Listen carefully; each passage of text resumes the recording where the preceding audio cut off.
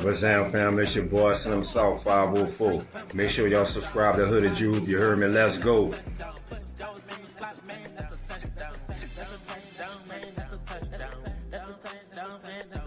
What's up, folks? This is Shano Barnes, and you already know it's shit more than a game, man. You also already know that it's NOLA versus all y'all. And you also know that it ain't YouTube if you ain't subscribed to my dog, Hooded Jude. Come on, man, what are you waiting for? You already know.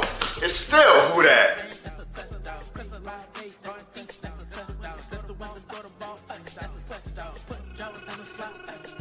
What up, family? This your boy DeRight, repping that Who Dat Nation all the way here in Florida. If it's YouTube, you gotta subscribe to my boy Hoodie Jude.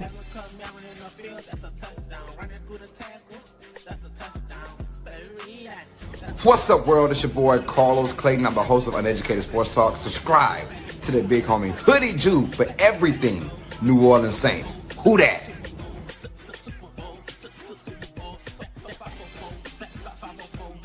Hey, this your boy, Dog 17, the host of the Keeping It Real Who Dat Sports Podcast. Just want to remind y'all, go ahead and subscribe to my homie Hoodie Juice channel. And like always, love.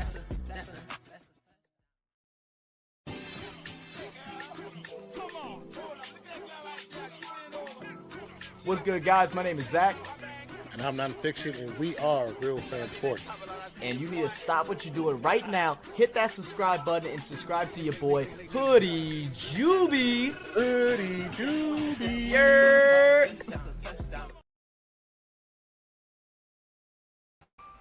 What's good? Who Dat Nation, man? We are back with another live podcast. And if you don't see by the thumbnail, man, we're going to be talking about Spencer Rattler being named QB1. And also going to be talking about the 53-man roster as well. Hopefully everybody having a great Sunday. So make sure y'all grab a drink, grab a snack, sit back, and let's talk some Saints football, baby.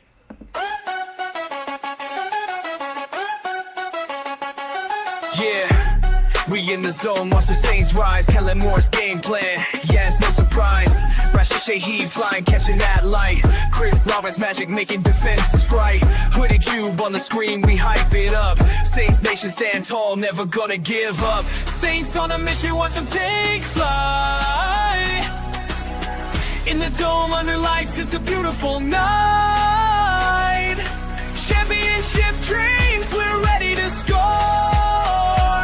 With Hoodie Jube and the crew, we're wanting more.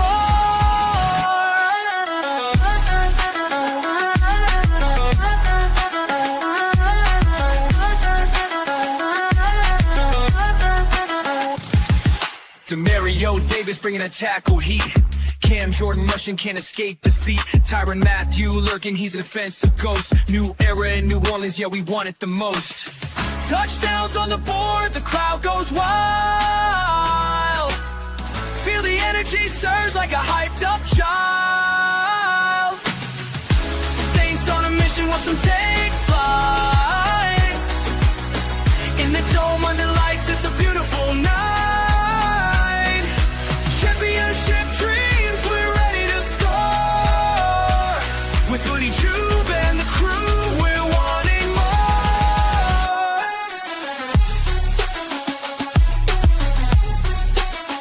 So here's to the Saints, let the victory blow. Red Coast, we prop with the San Diego. What's good, Who Dat Nation? I hope everybody's having a great Sunday, because I am.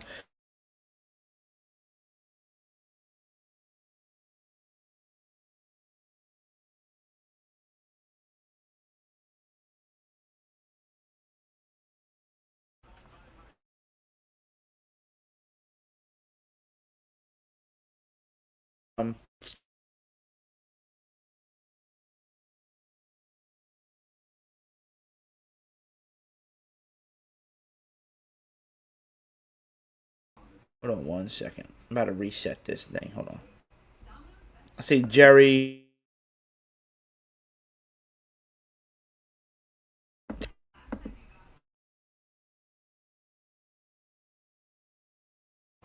Let's see.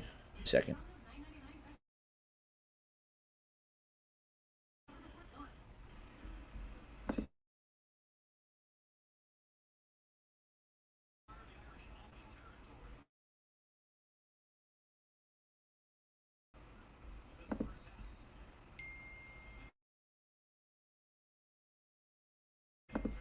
All right, this internet handle everything. In the building, I see King Nepper. Building, I see Brooke in the building. Twitter, Facebook, or YouTube. I do want to apologize if the internet.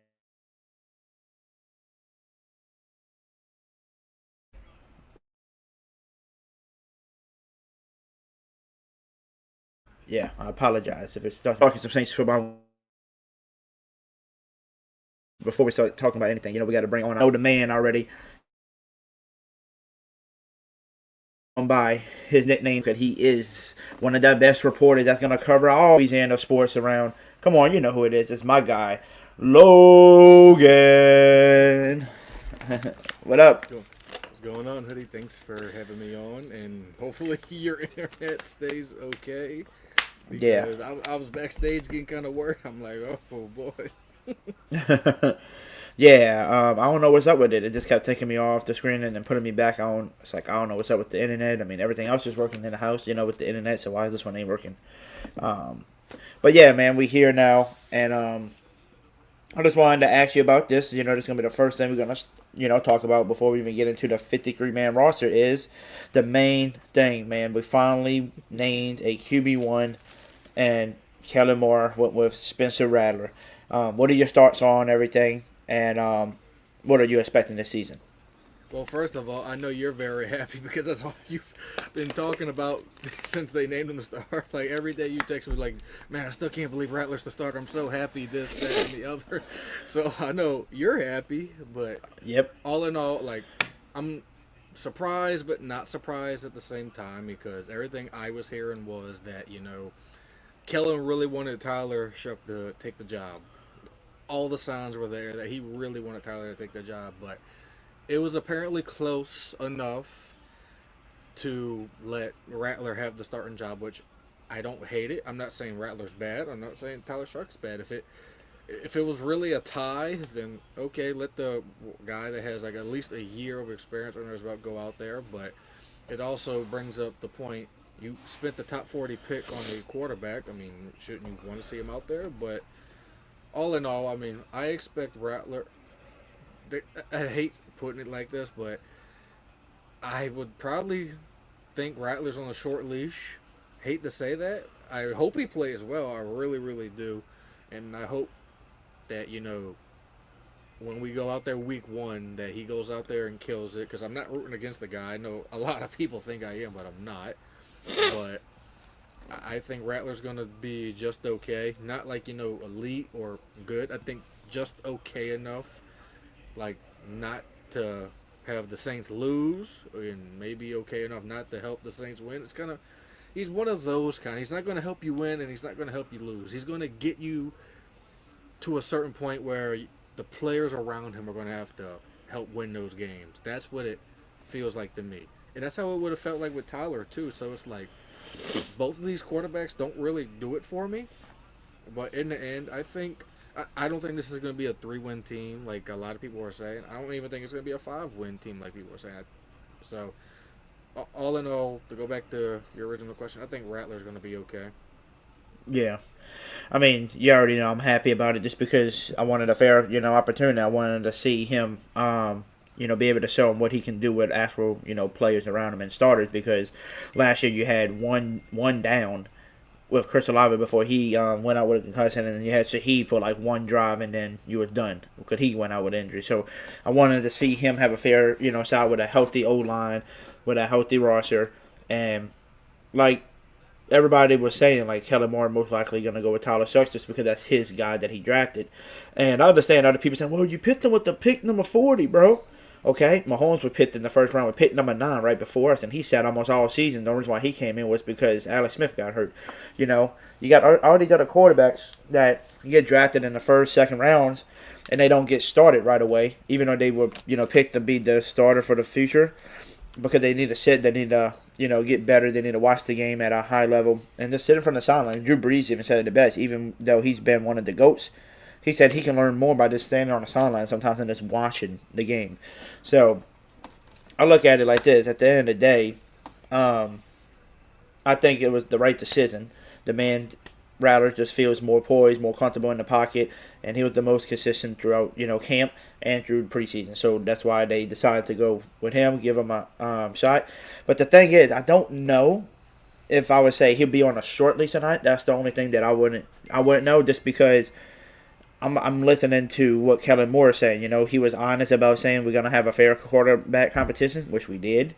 And remember what he said, whoever's the quarterback, we're going to rock with them this season. And we're going to go through the ups and downs because they are both young quarterbacks. So we're going to be doing them. And that's just like, oh, Rattler throws 2 picks. All right, here comes Sucks now. He already said out his mouth that they're going to be a roller coaster ride with whoever is going to go. So I'm expecting him to go, especially through these first 4 weeks, as long as he's consistent and does good and keeps us in the games, and it's not just, the quarterback, play being the only reason why we're losing through the first 4 games, especially with these being the toughest throughout the whole schedule. I don't think he can lose his job, because from there, you're going to be getting easier games along the way. So I think, like I said, it was the right decision for him. And at the end of the day, for those people who get frustrated because we got him at a pick 40, just listen to this again. We got people that got drafted in the first and second rounds that don't even start in the season. Does anybody remember Jordan Love getting drafted in the first round when Aaron Rodgers was there? It took him a year or 2 before he even got a start.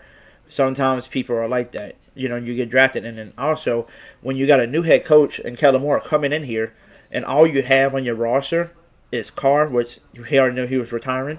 So basically, you only got Rattler, and you only have Hayner. And you really don't know what you got in Rattler because you seen like, some clips of him from last year, but with nobody around him. So you got to go out there and be like, okay, let me go pick my quarterback that I think is going to be, the best for my system. Well, Rattler took that to heart and said, hey, I'm going to show you what I am. And he won the starting job. And at the end of the day, if we didn't pit Tyler Suck with pick 40, y'all, guess what would happen right now? You would have Rattler as your starter and Hayner would be your backup right now. Is that what you wanted? We still need another quarterback. And guess what? The best thing about this, too, that I love, Logan. You know how they said it was a really good close battle, but they gave it to Rattler? Imagine they both were really good, and we couldn't decide between each one. Now at least if one goes down with an injury, or one starts to slack a little bit, at least you got the other one. You're not going to lose consistent play. Like if Rattler goes on a roll, he's winning, but he gets hurt, at least Suck can come in because they both were doing really good. It was a battle. And that's what I like to see. I mean, if we didn't pick him at pick 40, we'll be stuck with Rattler and Hayner right now as your QBs. And at least we got 2 good quarterbacks that I think could consistently and has a lot of potential to be good. Especially Tyler Sucks. I just want him to learn, sit there, and just kind of learn like Rattler did. Remember, Rattler learned for a while until Carr got hurt, and then that's when they decided to roll with him last year. So I'm definitely ready to see how the season rolls out. I'm ready for the toughest 4 games, first 4 weeks, and see how that goes with everybody. But yeah, man, I'm definitely excited, and I'm ready to start discussing this 53-man roster that we put together. And some of these was a shocker that was like, damn, this person didn't make the team, but this one did. Because I know we wrote that out last week, and there was a few people that we are missing on our roster now. Yeah, definitely. And to your point about quarterbacks sitting and waiting, the thing with the one thing I think you're kind of mixing up with the Mahomes thing. Alex Smith wasn't actually hurt. The Chiefs already locked up a playoff spot, and they sat most of their starters, and they just wanted to get Mahomes a look. I believe I'm correct on that. If I'm not, then I'll come. I think he got hurt, if I'm not mistaken. I think he did get hurt. I thought they sat Alex Smith that year, that last game of the season, because they locked up the playoff spot. But I could be wrong. You could be right. Either way, Mahomes got to play that last game, and Andy Reid got to see what he had. And ultimately, that led to them getting rid of Alex Smith right after that season. But to the Jordan Love point, the Packers did it 3 different times, basically. They had Brett Favre and Aaron Rodgers. Had Aaron Rodgers sit for like 4 years, I believe. I think. No, yeah, it was about 5 years, 5 to 4 years. They let Aaron Rodgers sit. Same with kind of Jordan Love. It was like 3 years. So I get it. Some quarterbacks. So you see do people need do to it. And you got to realize they wasted first round picks on these quarterbacks to make them sit. But guess what happened though? If you kind of followed the Green Bay Packers, each quarterback was successful. It's because they probably the more successful because they were learning behind other good quarterbacks and they wasn't having to sit there and get drawn into the fire like a guy like Jameis Winston was. He gets drawn into the fire of a terrible organization, and that's what ruined a lot of quarterbacks, nowadays.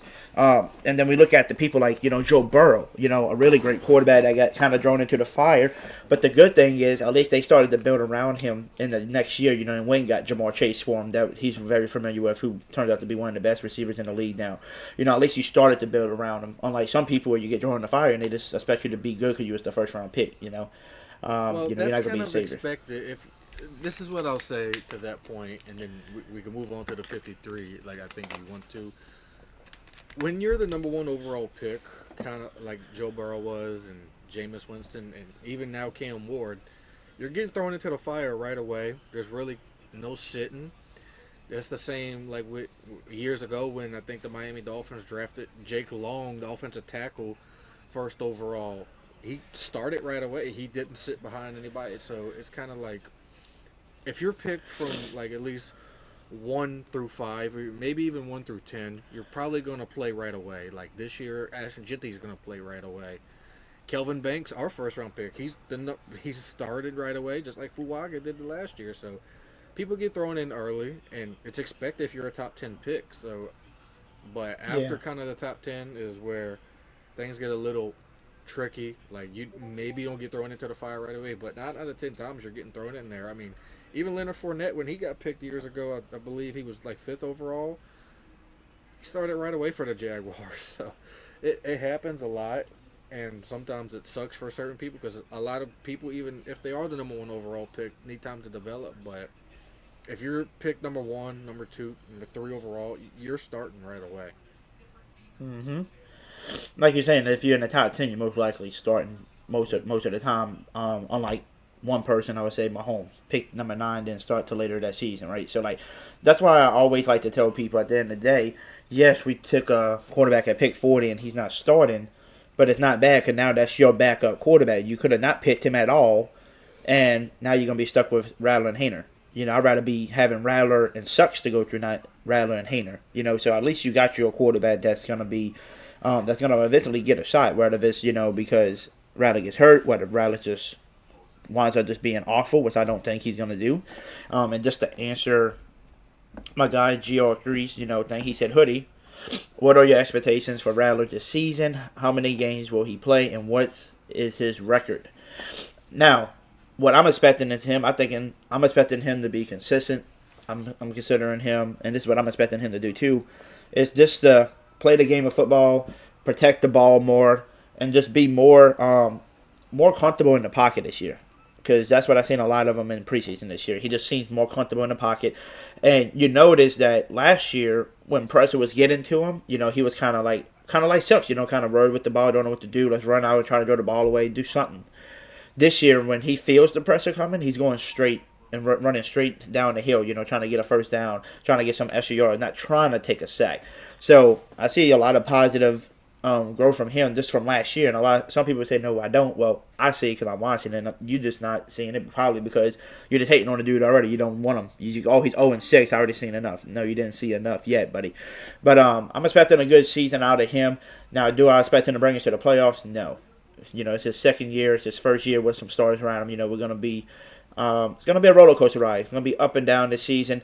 But am I expecting him to be on a short leash? I would say no, just because, I'm listening to what Kellen Moore's been saying all season, and so far he's been keeping his words with everybody, and he said whoever they decide to pick, that's who they're rolling with, and it's going to be a roller coaster ride because they both young quarterbacks. So, let's get into this 53-man roster, but guess what? We do have somebody backstage that's coming to join us tonight, Logan. You might know him. Not a joking, you know him. He is the host of multiple, shows. He is, a host of the Real Fan Sports Saints, Real Fan Sports, the Come On In Network. Come on, man. Y'all know who it is. It's my brother, Zach. Oh, what's good, guys? What up, man? Oh, we got the new jersey. Big chillin'. Yeah, man. Hey, shout out my brother-in-law. He copped it for me, man. Much love to him. Nice, man. You got your Cam Jordan gold jersey. Remember, Cam Jordan wanted the gold jersey all along. I had to.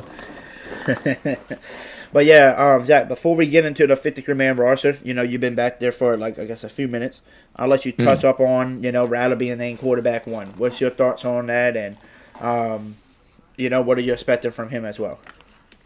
Yeah, I mean, I think it's the right decision. He's done all the things right throughout training camp, throughout games.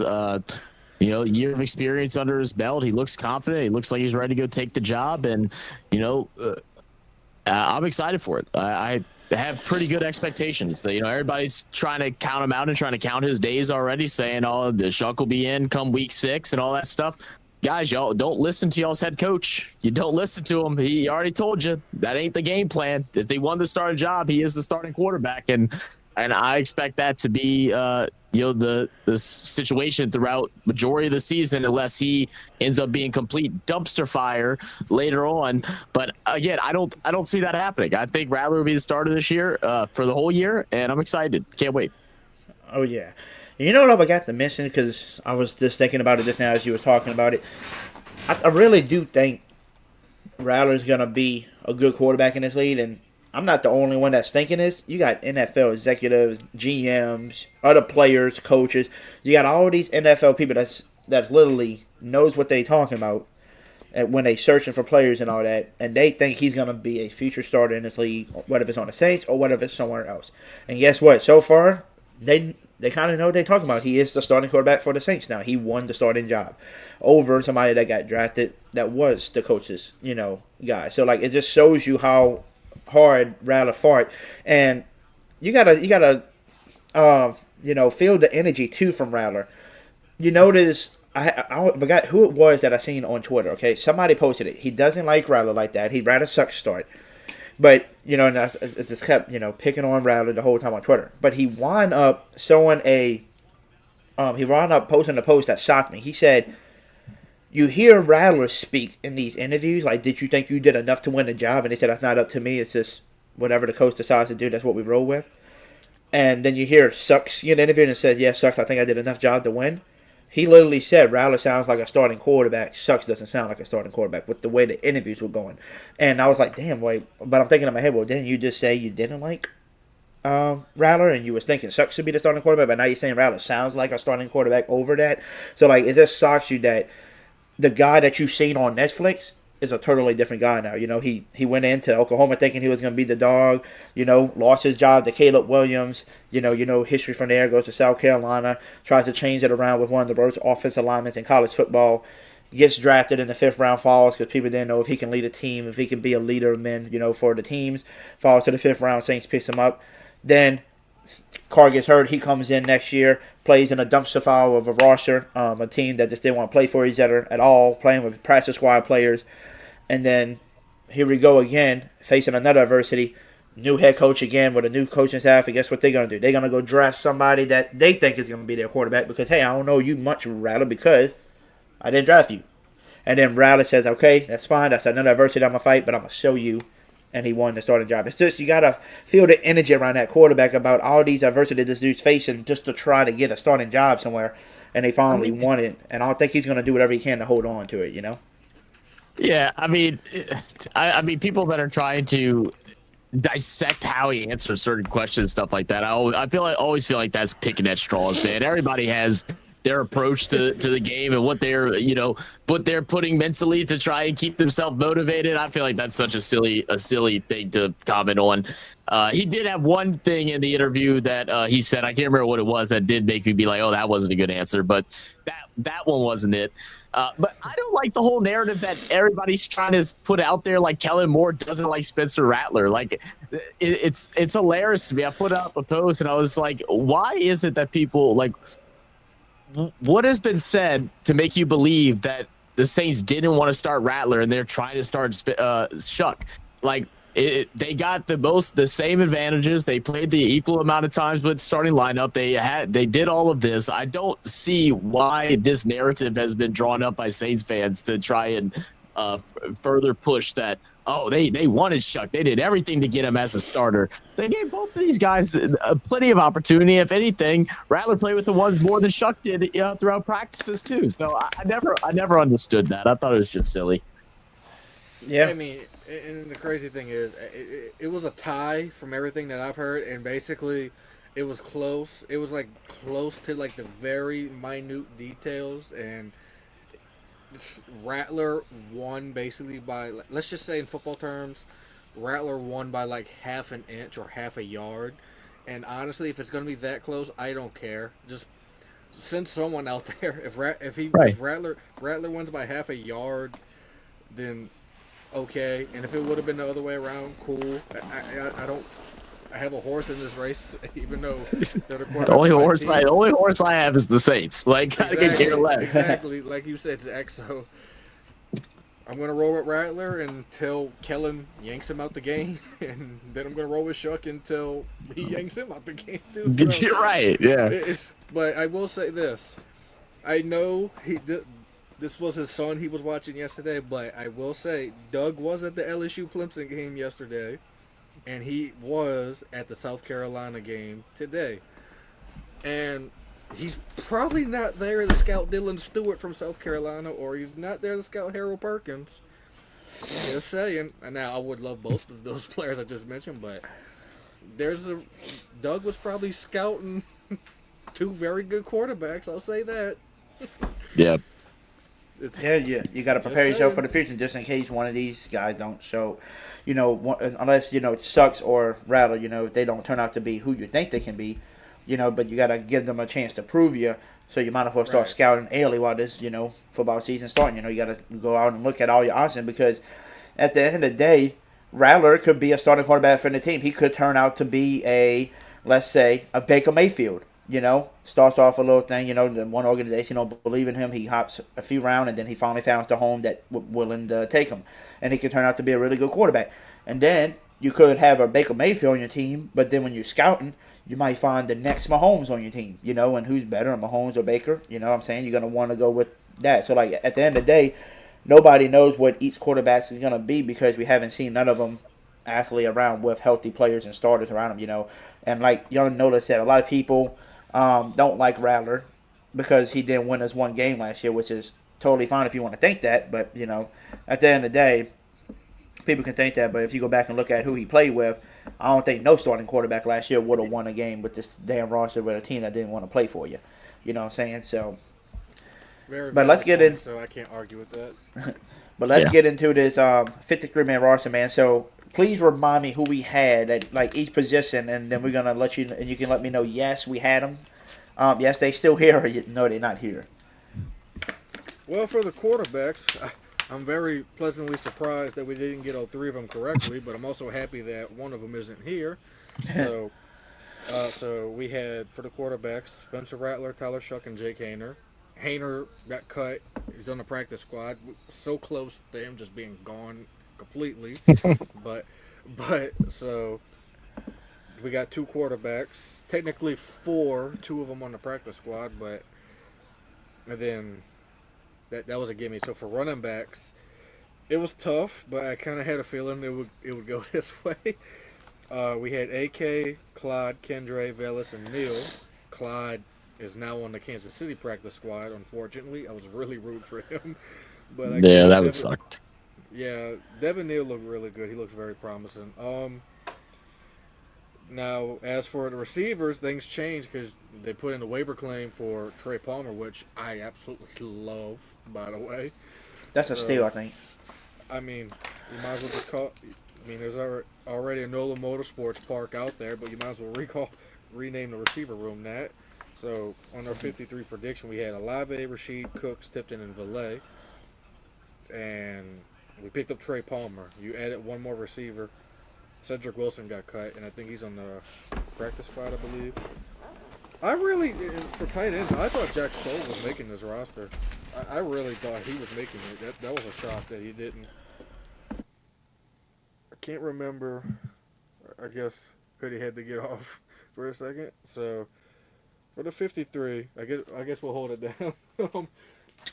What? Yeah. So the one thing I'll ask you, Zach, since I'm taking over, the one thing I'll ask you now, which player would you have said is the most shocking to not make the 53? You talked about Jack Stoll making it, and it was tight end room for me. I thought Traden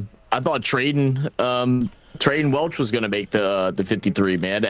And the problem is, I'm glad we're able to get both him and Stoll back on the practice squad.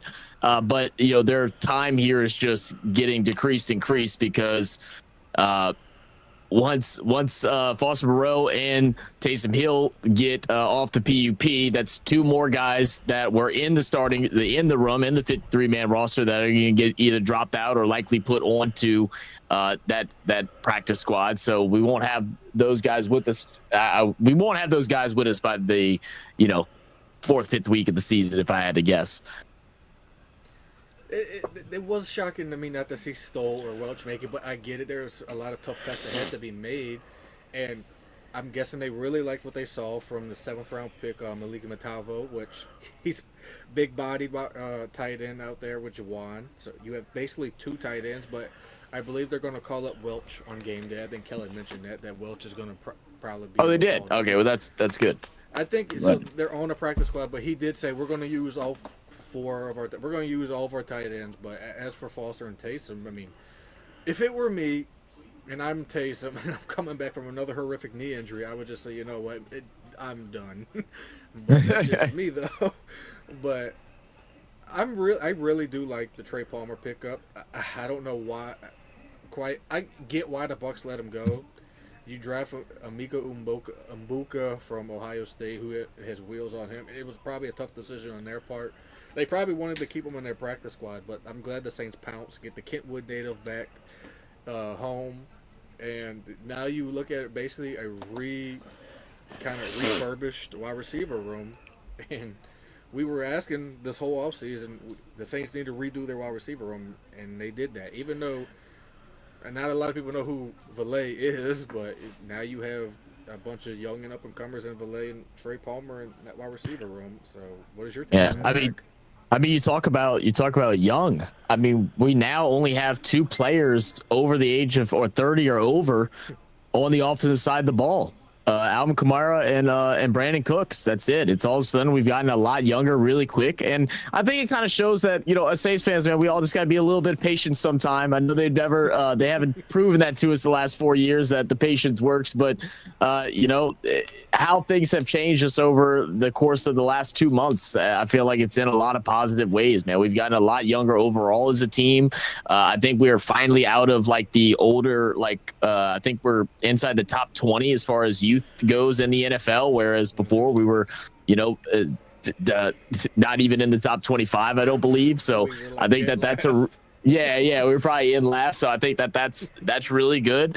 And then the fact that we still have some promising guys. I mean, we love to give hate to how we've been drafting because it has been rough, and we'll see how these guys pan out throughout the year.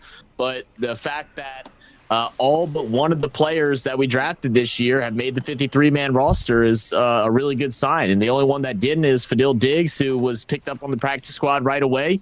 And he will develop, hopefully, and maybe make the 53 in the future.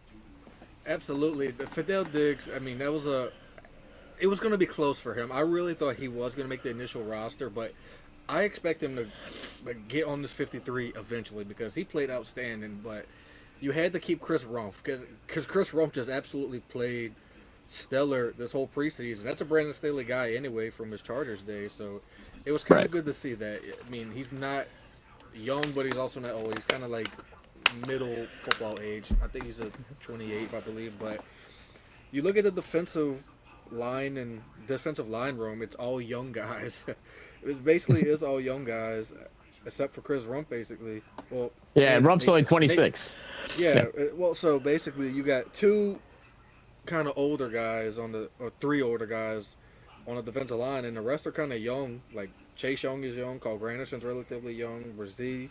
You got Vernon Broughton, who just came to life in the last 2 preseason games, which I'm very happy about. He has really good closing speed, and he fills the gap really well on that defensive line. He got pressure, and I was like, holy smokes. And Christian Boyd, what a year jump for him. They took a safety away from him in one of the preseason games, but I thought he did well. And then if you look at the linebacker room, DeMarco not making the team was a shocker to me, but I'm glad they kept Jalen Ford. And I would have to say another shocker to me not making it was, unfortunately due to injuries, was Rico Payton. He got picked up. But other than that, nothing really surprised me. It's just they took an old roster, and now you basically have a young roster to work with. But the one thing that's bothered me, Zach, is all you hear is Saints fans complain about saying, now we're too young. We're in a rebuild. And everyone wanted a rebuild, and it's like, oh my goodness, we finally do it, and now everyone. Maybe that's why I haven't been on Twitter much the last couple of days, because I haven't seen them complaining about us being too young now. That's insane. But I mean, like you talk about the DeMarco Jackson drop, yeah, that was definitely one too. That was a little shocker, but I mean that was something that was done by Staley, and I think Stallbird came out and like won his job there, and it's what made DeMarco Jackson kind of fall off. He didn't have a great game 3 in preseason, and Staley has been. Has spoken super highly of both Ford and Stallbird throughout all of training camp so far. So it always seemed like those two guys were going to make this team, because Staley wanted them, and DeMarco just, he was the guy that came up short in that situation. I have a question for y'all guys. Okay, y'all talking about players and all that. What do you think about Trey Palmer? Do you think he's going to win wide receiver 3? Do you think he's going to have a better season than Cooks? I think he will eventually. I think the reason being why Cooks is here, someone's got to be the veteran in that wide receiver room, and Brand Cooks is going to be that guy. And if you look around the league, all these wide receivers from like 2015 are back on their original teams. Like Keenan Allen's back on the Chargers, Mark Cooper's back on the Raiders, and Cooks is back on the Saints. It's unfreaking believable. But I think Cooks is going to find his way back down on a depth chart, because you get Valet, he's who Sean called the next Marcus Colston, and then you get Trey Palmer. I mean, and then you got Mason Tipton. You have basically a good problem to have. Kick Brandon Cook's ass off the damn team. I don't care about that $7 million he's got guaranteed, bro. Man, he just put in no effort for me, bro. Like I'm just good. He's coming over here. He's retired early. He's soaking up the sun, eating some good food. That's what he's doing down here in New Orleans. I mean, hopefully he proves me wrong in his preseason. We know some of these vets just take preseason off and they just kind of treat it more like a walkthrough and everything like that.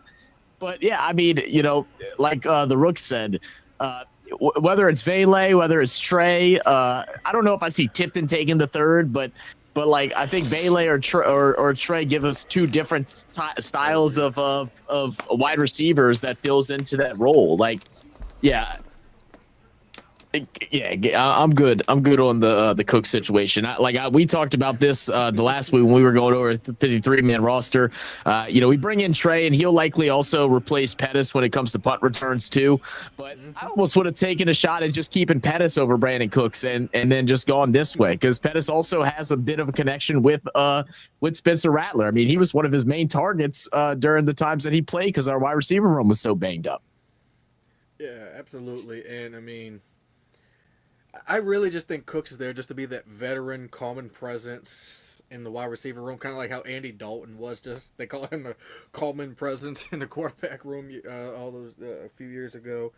But I eventually think Valet or Trey Palmer is going to take that wide receiver 3 spot, and I'm actually curious to see how Valet plays, because didn't really see that much of him last year on the Broncos. But I'm curious to see how he works in kind of like a more advanced role here in New Orleans, because now he got a lot of catches last year, don't get me wrong, but he was probably one of the better wide receivers in Denver last year outside of Cortland Sutton. So I'm very curious to see how he gets reps, and if Rattler or Shuck eventually, whenever that happens, 'cause I still think Shuck's going to play at some point this year, but don't know when. I just hope whoever is the quarterback, they can get these receivers the ball. They got to utilize them, in my opinion. Yeah. I mean, the Vele thing, I mean, it's been talked about a lot since he's been picked up, but, going back and watching some like Denver Broncos content creators, some news channels and radio channels and stations and stuff like that. They had one show that literally they were middle of a show, and they're talking about wide receiver room and who's going to get dropped and who and moved or traded or whatever. And someone said, like, do y'all think Vele can get traded? He's like, no, Vele is a lock of this team. Vele is easily wide receiver 3. He put up contention to be wide receiver 2 on this team last year. There's no way they get rid of him. And then 30 minutes later, mid-show, the announcement breaks out and these guys are losing their mind. Then they find out what they got for him. They're like, okay, this is pretty good. They're like, but at the same time, they were like, no, this is a lock. This isn't a 7th round pick. This is a starter in the NFL that we're able to grab. And then all throughout Twitter and stuff in the replies, once it happened, you have a bunch of Broncos fans coming in and say, like, damn, man, y'all really got a good one. Like we had high expectations for him this year. We think y'all got a really good pick in Vele, a really good wide receiver in him. Yeah, and I mean, he got high praise from Sean, and I don't know if Sean's just blowing smoke. I doubt he is at this point, but he said this was one of the more tougher trades he's had to make in trading a player away. He said there's a lot of player trades that he regrets doing. He said this will probably be up there with Darren Sproles, which I wish he would have never traded Darren Sproles away either. And I mean, he made the comp to Marcus Colston, which if he is Marcus Colston, great. I doubt he is because I don't think anyone. If he would have said that last year, then I would have been like, okay, that might be a real comparison. But he said that a month before he did the trade. So I'm like, yeah, no, you were just hyping somebody up to make his value higher. But yeah, I like him, man. He's actually one of the guys that I'm probably most excited about watching this year. And I'm hoping, because even though he's came in late, to the team, that we're actually able to get some reps of him early, within, at least the first 2 weeks, where we start seeing him get a handful of targets throughout the game. Oh, yeah. I think I'm sorry, Hoodie. The one player that can't be overlooked, because, I mean, the Saints had 2 really good waiver wire pickups. I mean, Xavier Truss, who got cut from the Broncos, too, was a rookie undrafted free agent. I don't know how I didn't have him on my draft guide. That's what happens when you're typing at 3 a.m. trying to get stuff done. But I thought he was really great at Georgia. So I'm looking at this. We got really 2 great players on the waiver wire. Xavier Truss is a rookie. I honestly think he could be a starter in this league on the offensive line. He has guard experience, tackle experience, and a lot of those Georgia offensive linemen coming out lately are really good. I don't know how he went undrafted, but I'm really happy that he's on the Saints because I was really high on him coming into this draft. I really, really was. So Ruiz might want to watch it. He really might want to watch it. Watch out, Ruiz. They coming for you. But just to kind of touch up off of what y'all were saying, like with the receivers, I think Vele's going to be that big body receiver that's going to just, not saying he's going to be the replacement of a, like a Michael Thomas, but I think he's going to be kind of your guys on 3rd down and short. If you need to draw like a little slant to a big body receiver, and you can just draw it to him and, he'll catch it for you. Red zone threat, I think he's going to be that as well.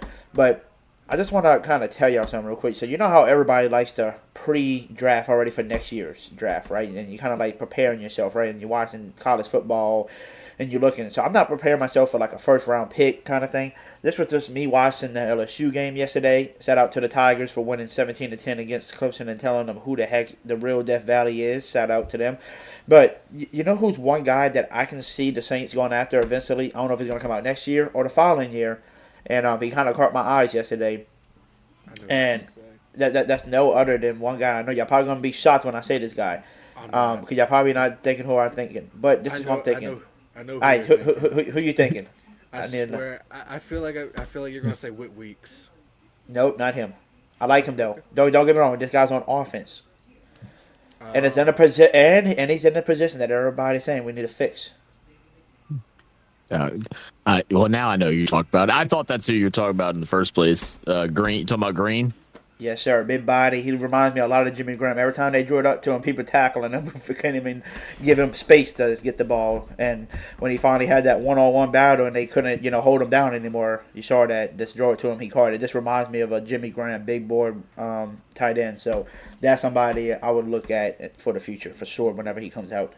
Well, it's probably going to be – he was a freshman last year, so I think it's going to be a couple more years. And crazy enough, he was a power forward on LSU's men's basketball team last year when the LSU football season ended, so kind of goes what and what. He is a really tremendous athlete, and the one thing I've been hearing from LSU camp from a lot of these LSU pundits that I talked to, they compare him to like Megatron. Now, that's just insane. Jesus Christ!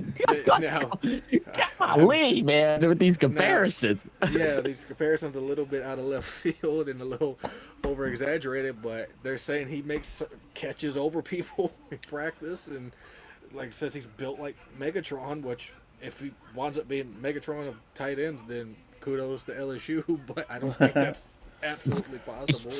Now, the Jimmy Graham comp I can kind of see. I mean, come from the basketball world. I mean, like, you know, Jimmy Graham's, Antonio Gates, Tony Gonzalez, but Trez Green is going to be really good. Now, he ain't going to be Calvin Johnson, but I think he could be a Jimmy Graham type. Calvin Johnson.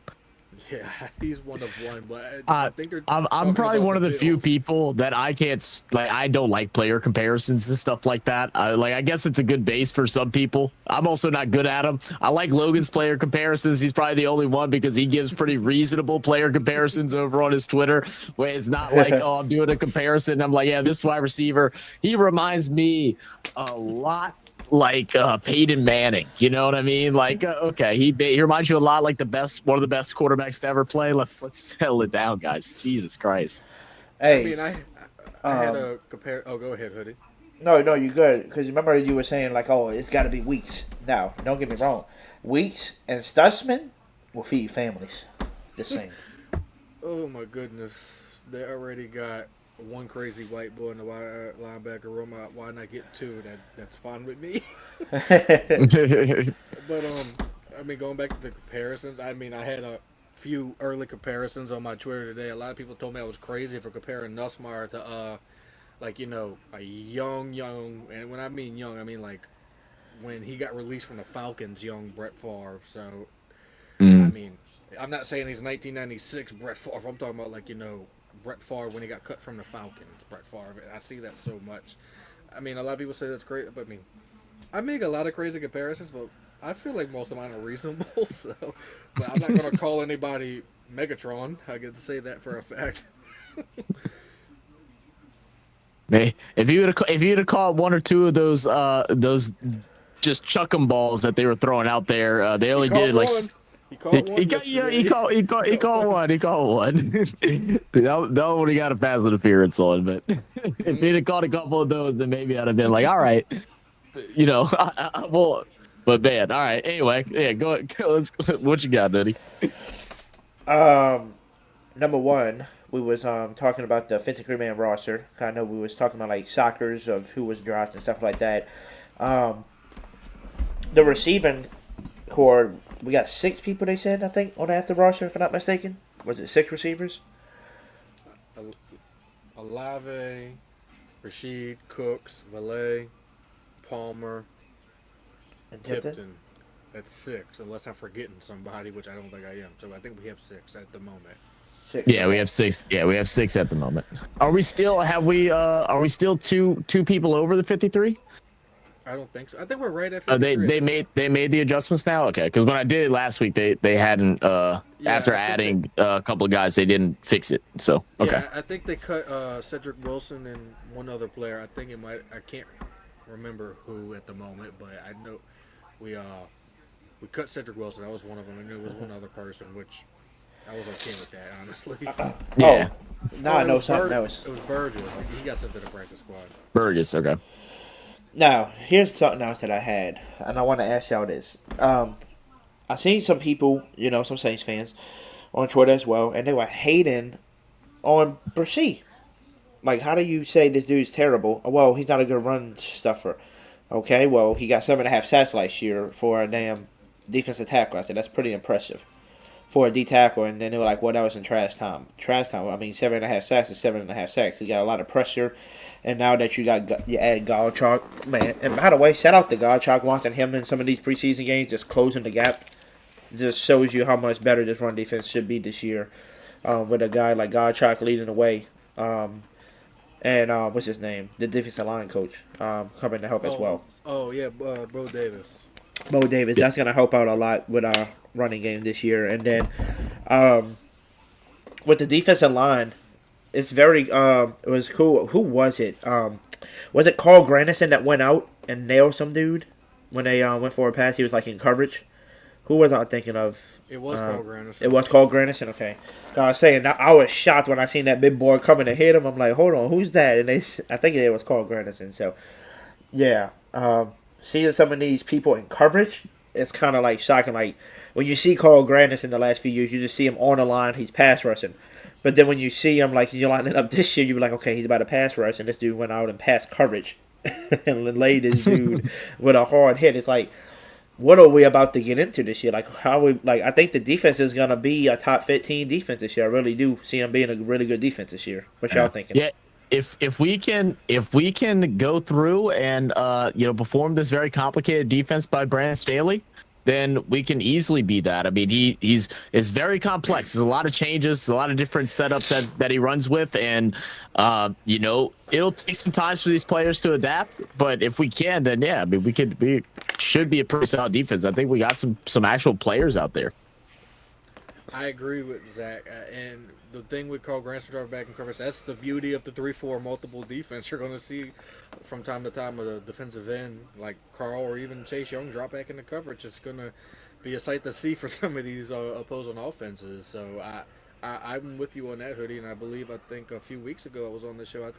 I think I can see the Saints team being a top 10, top 12 defense. I mean, they have a plethora of talent all across the board, and the one thing that I'm kind of curious about, how much are they going to use Isaac Yiadom? Because I kind of really want to get that comp pick for Paulson Adebo, but I know, me too. It's one of those weird situations where it's like if he is the best option, it's like I don't want to just not use him because he is, but it's also like, oh man, if he's the best option and we still only get like 4 or 5 wins, then I'm sitting here like, what was the point? Exactly. But all in all, like I'm with Zach and I'm with you, Hoodie. I really think this defense, if everything gels together like I think it can, and just going off of preseason, they basically were playing vanilla schemes, and they still look pretty dang good out there on defense. So I think it could be a top 10, top 12 defensive unit out there. I really do. Oh, yeah. And the one thing I like about it, too, is just that, like y'all said earlier, the team's getting younger. So now you got people who can actually, run side to sideline, side to side and just chase people down. While, before we was playing with a lot of older people, people getting burnt. So to see that is, it's refreshing to me to see stuff like that. But this is the one last thing I wanted to ask y'all, because it's been stuck in my head for a little bit. I remember us releasing Rico Payton and him getting claimed by somebody else. Was y'all shocked that he got released over Isaac Yiadom? I mean, I would rather have a younger Rico Payton than a Isaac Yiadom. I mean, that's just my thoughts, though.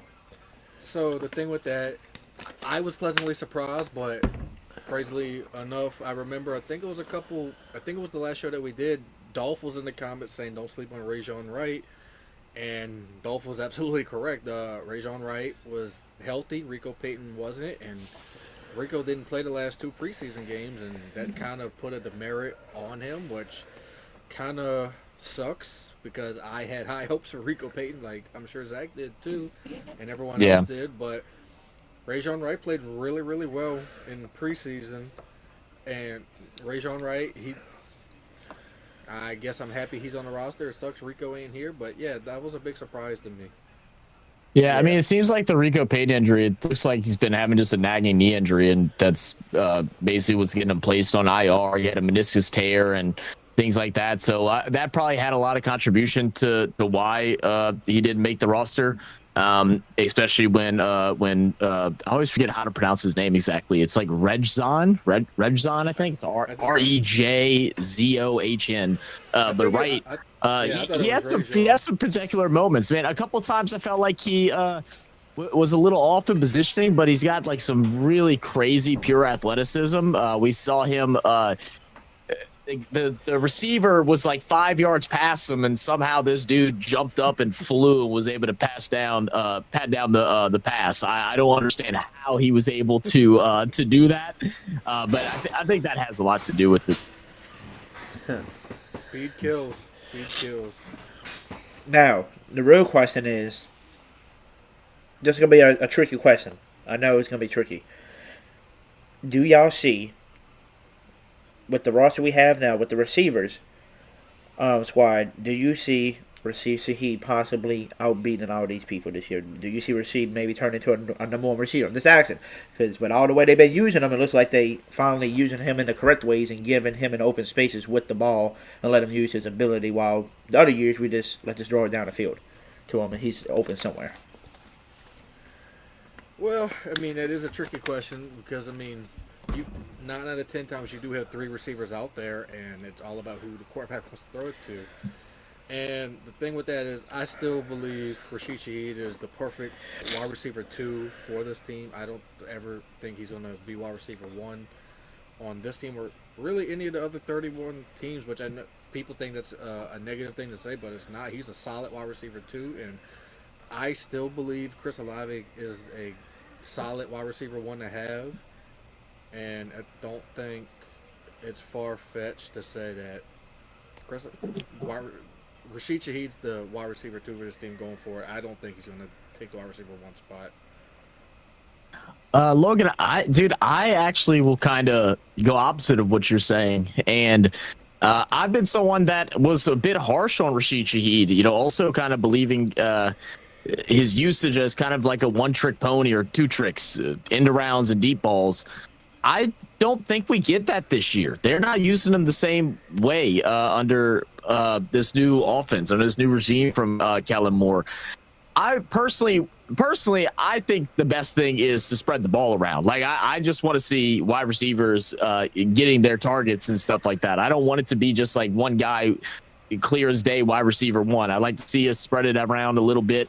But I think Rashid Shaheed definitely has the opportunity this year to be the most targeted receiver on this team throughout the season. Hey, I agree with you, and you know why? It's because when you're watching these preseason games, even though you're still going to be running kind of vanilla stuff because you really don't want to show people what you're made of, but did you not notice a lot when they was using Rashid? Guess what my favorite thing was? Remember this, y'all? As a Saints defense, you're watching them, and you're like, they keep freaking getting beat on this freaking cross and slant route. They keep getting beat. All they're doing is going from one side of the field to the other side of the field, and the dude's wide open every time because he's too damn fast for this dude.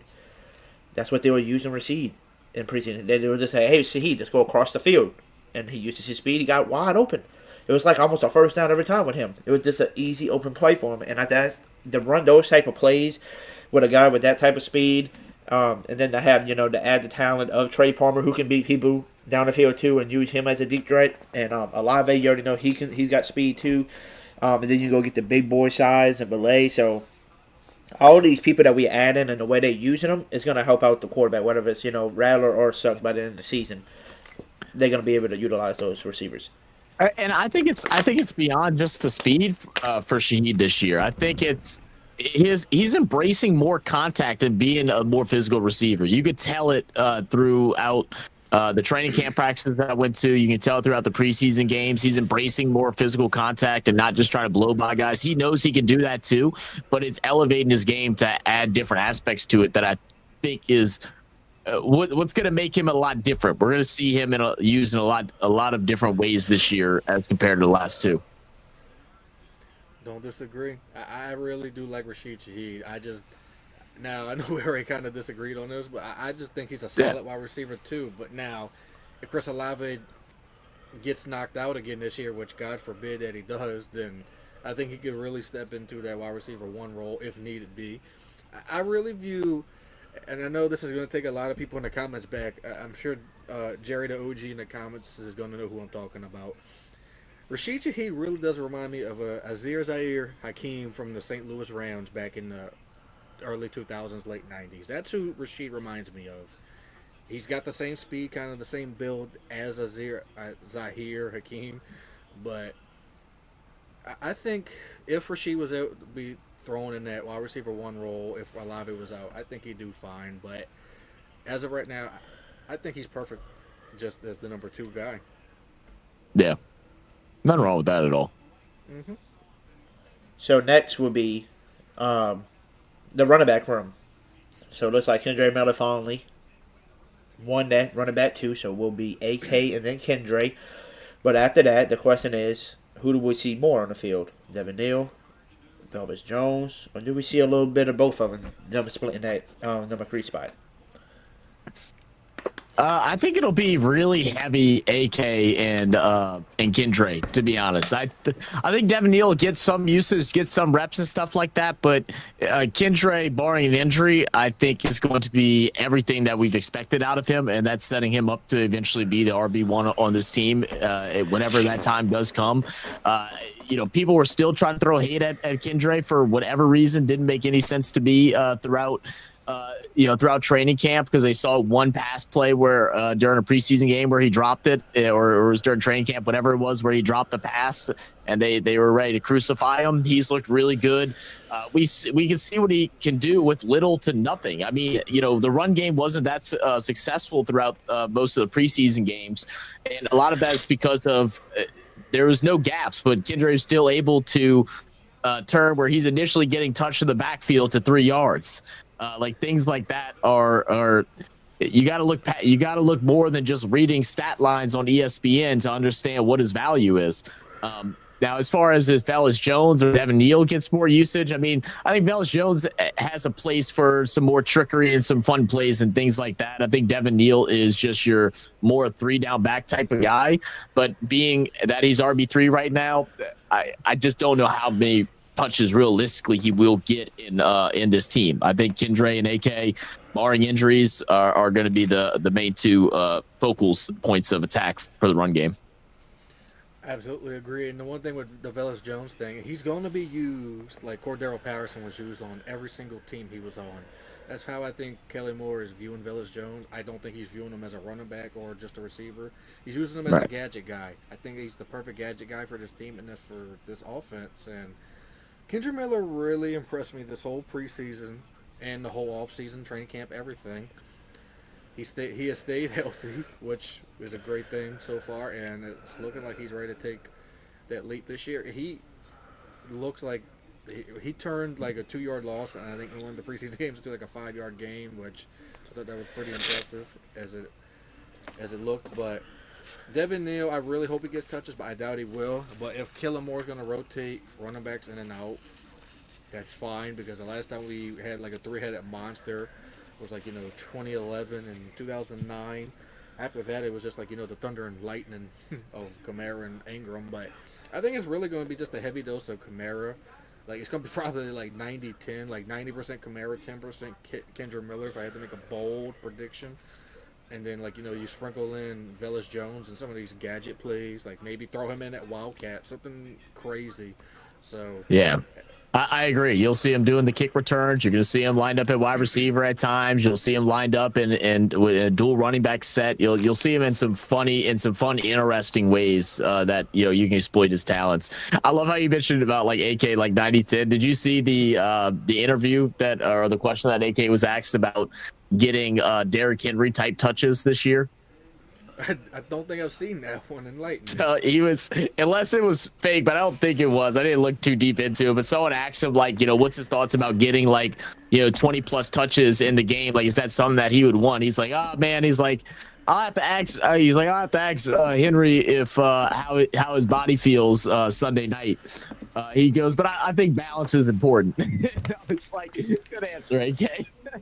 Yeah, I don't think they want to wear AK out. I mean, for running back age, he's kind of quote-unquote ancient, but I guess times are changing. People are playing longer. But, I mean, the one thing that intrigued me, because I went back and watched one of the Kellen Moore interviews with, I was about to say T-Bob, Jacob Hester and Matt Flynn. Kellen Moore basically said the type of offense that he's running is basically the same offense that he ran when he was at Boise State. And when I went back and looked at all the preseason footage, I'm like, wow, it's just basically the Boise State offense from like 2011, just in shotgun.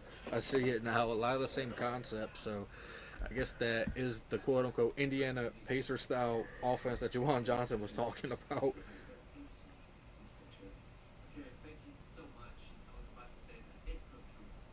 Did we lose Hoodie here? I don't know, but I think Hoodie, after you get off the show here, you might want to go take a bunch of Claritin, man. Yeah, I know. Like you struggling over there, bro. Yeah, trying we're gonna help you get to the finish line, but I think after this, you gotta go take some. I already took some. There you go. Have to go take some more. Go straight to sleep after this, man. I don't know. Use some of them other remedies. I don't know. Put honey on your toes or something. You know, one of them crazy things. Get your sinuses cleared up, brother. You struggling, man. Honey on toes, Zach. You're exposing yourself here, buddy. Look, I don't know. I've heard it works. Yeah, I'm gonna try some honey on my toes. Let's see how that works. There you go. Logan's is laughing over here. I'm good. I never heard that before. I never heard it either. I'm just bullshitting. I was about to they say you're supposed to put something on your foot to like help with something. I don't know what it is. I think it's Vicks Vapor Rub. I think honey's maybe that's what it is. I think honey's something else. That's whatever you do. I'm not judging. But people do crazy things. I'm not judging, but that's funny. Yeah, we do some crazy stuff around here, but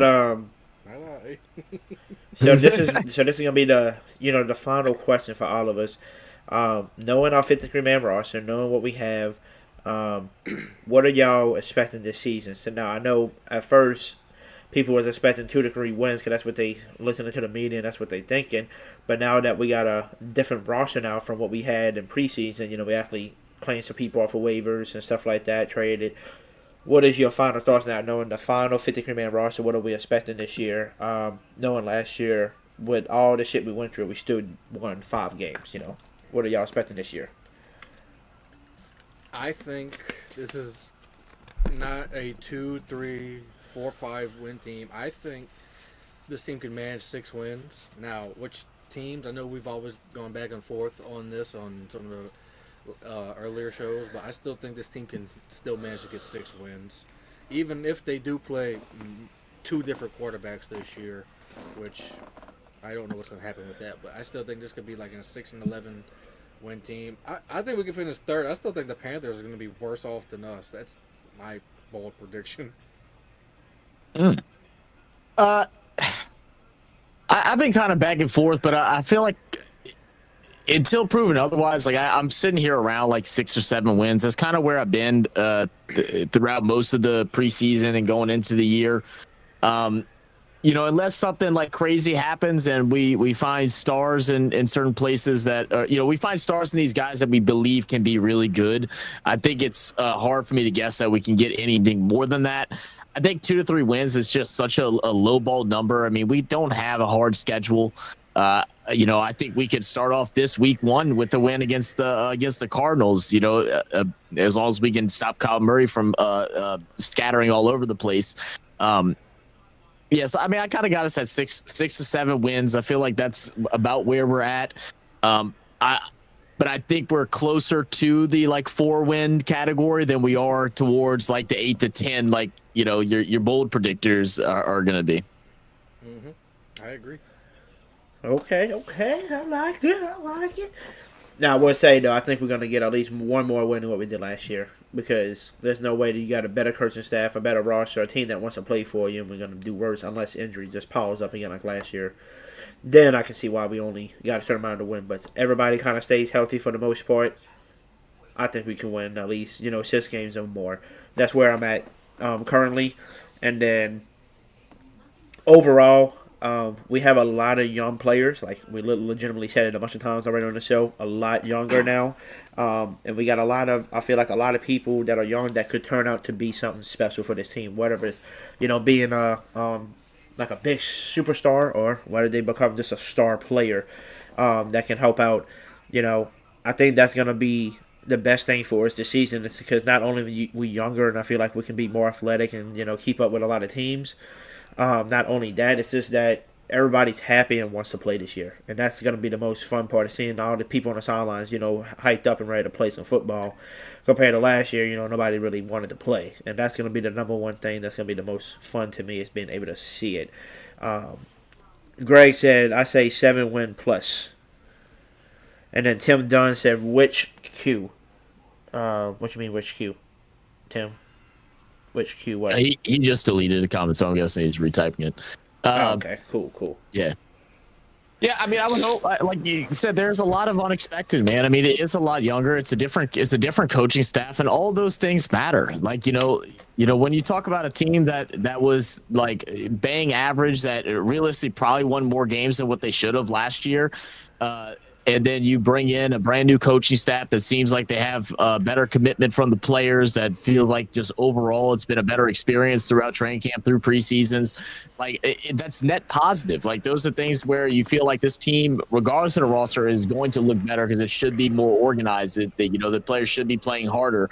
And there's a lot of young guys out here that are outside. Never mind. I was gonna dog somebody, but I won't. But it's a lot of these young players that are playing for their livelihoods too, and that those type of things matter too. They gotta have a little chip on their shoulder. They got nothing else to lose going out there. They're getting their opportunity with this team to make themselves staples on this New Orleans Saints squad. And there's no better place to be that if you're these rookies coming in, these second and third year players that have been moved on, or your guys that have been in the league for a little bit but haven't had much starting opportunities because maybe they were put on a deeper roster in the past. So I think it's definitely more of a net positive than a net negative going into this year compared to last. For sure. And Tim Dunn said, which quarterback wins more games? Now, if I had to predict right now, I'm going to say Rattler. Currently, because he's more NFL ready and he's just started, so he has the opportunity to go in and hold on to the job and just win the games throughout these seasons for you. So if he plays well, holds on to the starting position and keeps playing throughout the season and winning some games, I'm gonna have to say Spencer Rattler for right now. That's who I'm gonna pick to win more games. What do you think? I'm gonna say Rattler because I'm not in with the whole thing of like, oh, I'm waiting for Tyler Shuck to get in. Like if he gets in, great, but I hope Rattler stays in the whole year, so I'm going with Rattler. I'm going to play devil's advocate and say it's going to be a tie. I think both each get 3 wins. I know it's going to sound crazy to say. I mean, I'm thinking I'm going to trust Kellen Moore's word that Rattler's not going to be on the short leash and he's going to play the whole year. But if things go south, then I think Rattler's going to have more wins. I don't think you're going to see Tyler Shuck until maybe the last 3 games of the year just to see what they have in him. And if you're in top 5 pick territory, then, I mean, at that point, what do you have to lose? Right. Yeah. And then the last one I see down here says, all football. Shout out to you being in here. It says, do CO2 get 1,000 yards? Who's CO? Chris Olave. Chris Olave. Okay, that's Chris Olave. I don't think he does. Yeah, 1,000 yards. Depends on if he's healthy. If he's healthy, yeah. If he gets hurt, no.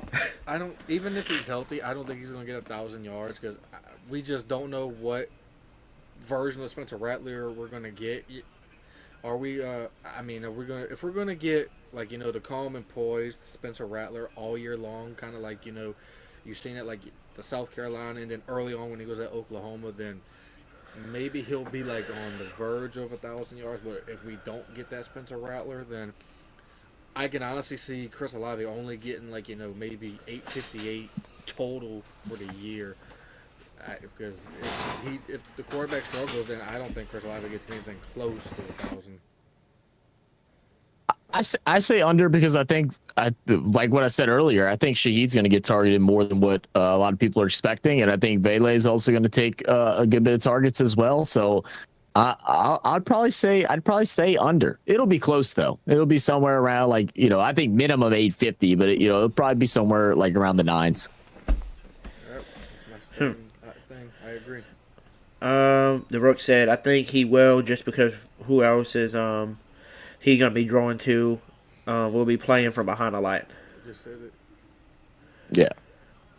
I mean, who else is he gonna be drawing to? Well, Shaheed. definitely he's gonna be drawing to Shaheed. He's gonna be drawing to Valet, Trey Palmer, Cooks, Palmer, Tipton, Jawan. Yeah, so especially Jawan. I'm gonna have to say Jawan.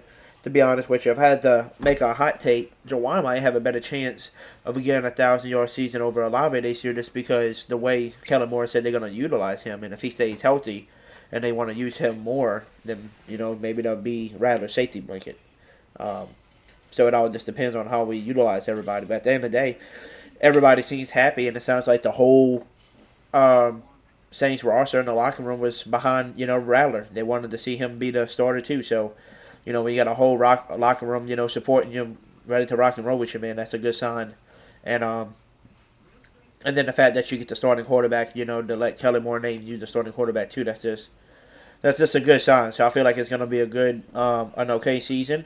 And I think we're going to have some growing pains, like always, you know, because both quarterbacks, whether it's Rattler or whether it sucks to finish the season, you know, they all young quarterbacks. They're going to learn. They're going to go through their ups and downs. And that's what Kellen Moore said. These are two young quarterbacks, and they're going to be going through their growing pains. So, with that being said, I think it's going to be, I'll say between 6 to 8 wins. I'll say 6 to 8 wins, depending on how really good we are, how healthy we stay, and stuff like that.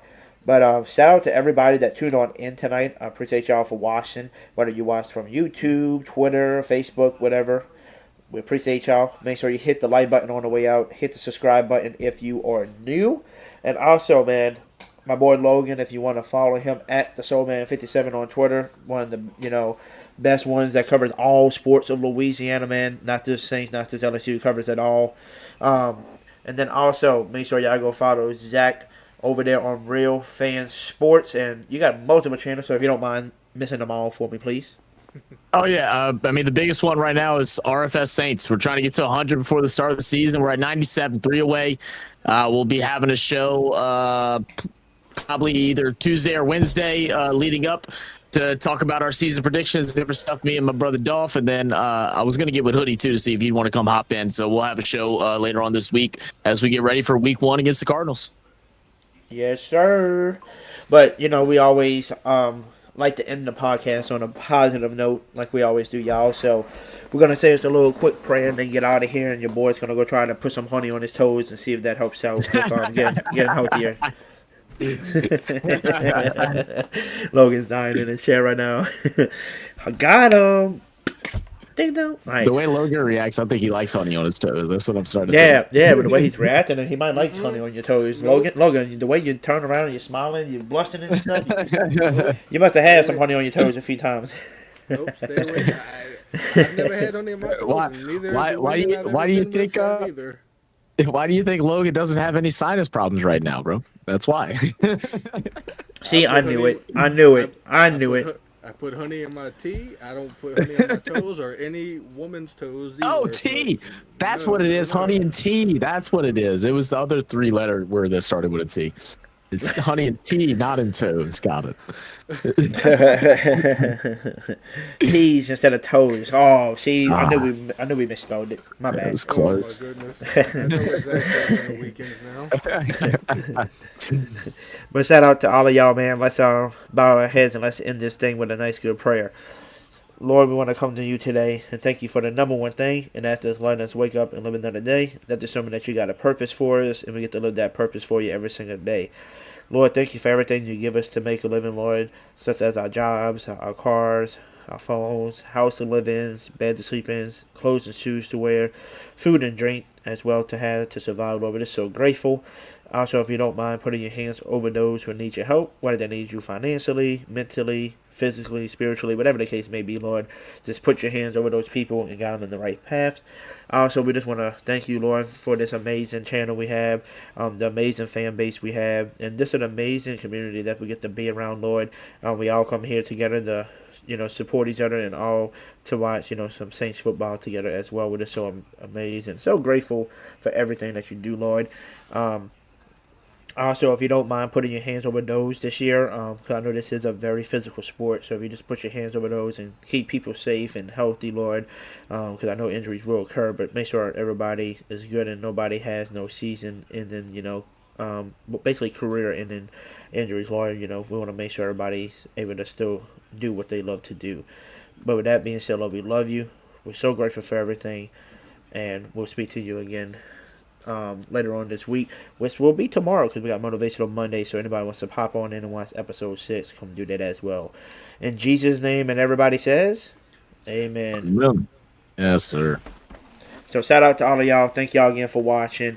And tomorrow night, episode 6 of Motivational Monday with Hoodie Jube will be going on. So make sure y'all pop on in and come watch that as well if you're trying to get close to the God as well. So thank y'all again, and we tell everybody who what?